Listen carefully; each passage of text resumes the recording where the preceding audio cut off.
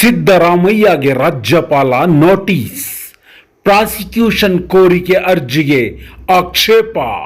ಗುರುವಾರ ಸಂಪುಟ ಸಭೆಯಲ್ಲಿ ಚರ್ಚೆ.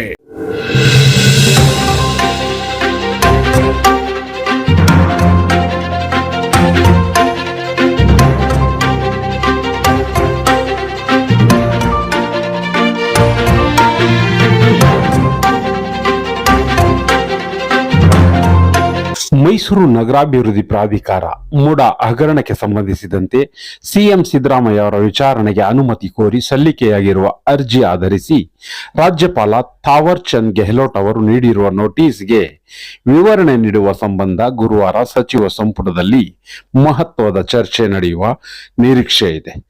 ಖಾಸಗಿ ದೂರು ಆಧರಿಸಿ ಪ್ರಾಸಿಕ್ಯೂಷನ್ಗೆ ಅನುಮತಿ ನೀಡಿಕೆ ಸಂಬಂಧ ರಾಜ್ಯಪಾಲರು ಸಿಎಂ ವಿವರಣೆ ಬಯಸಿ 3 ದಿನಗಳ ಹಿಂದೆ ನೋಟಿಸ್ ನೀಡಿದ್ದಾರೆ ಎಂದು ಗೊತ್ತಾಗಿದೆ.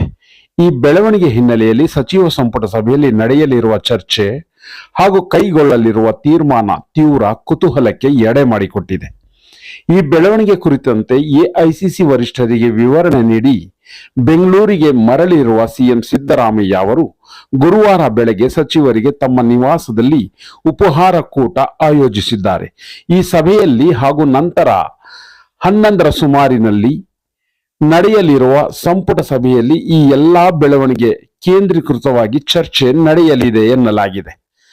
ಖಾಸಗಿ ವ್ಯಕ್ತಿ ನೀಡುವ ದೂರು ಆಧರಿಸಿ ಮುಖ್ಯಮಂತ್ರಿಗಳ ವಿಚಾರಣೆಗೆ ಅನುಮತಿ ನೀಡಬಾರದು ಎಂದು ಸಚಿವ ಸಂಪುಟ ಸಭೆಯಲ್ಲಿ ಒಂದು ಸಾಲಿನ ನಿರ್ಣಯ ಅಂಗೀಕರಿಸುವ ಸಾಧ್ಯತೆ ಇದೆ ಎಂದು ಉನ್ನತ ಮೂಲಗಳು ತಿಳಿಸಿವೆ.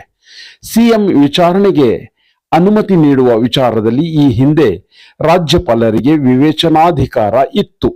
ಆದರೆ 2018ರಲ್ಲಿ ತಿದ್ದುಪಡಿಯಾಗಿರುವ ಕಾನೂನಿನ ಅನ್ವಯ ರಾಜ್ಯಪಾಲರು ಯಾವುದೇ ಖಾಸಗಿ ದೂರು ಸಲ್ಲಿಕೆಯಾದರೆ ಆರೋಪಿ ಸ್ಥಾನದಲ್ಲಿರುವ ಅಧಿಕಾರಸ್ಥ ವ್ಯಕ್ತಿಯ ವಿಚಾರಣೆ ಪಡೆದು ಬಳಿಕ ಸೂಕ್ತ ತೀರ್ಮಾನ ಮಾಡಬೇಕು ಎಂದು ಸ್ಪಷ್ಟಪಡಿಸಲಾಗಿದೆ. ಈ ಹಿನ್ನೆಲೆಯಲ್ಲಿ ರಾಜ್ಯಪಾಲರು ಸಿಎಂ ವಿವರಣೆ ಕೇಳಿದ್ದಾರೆ ಎಂದು ಗೊತ್ತಾಗಿದೆ.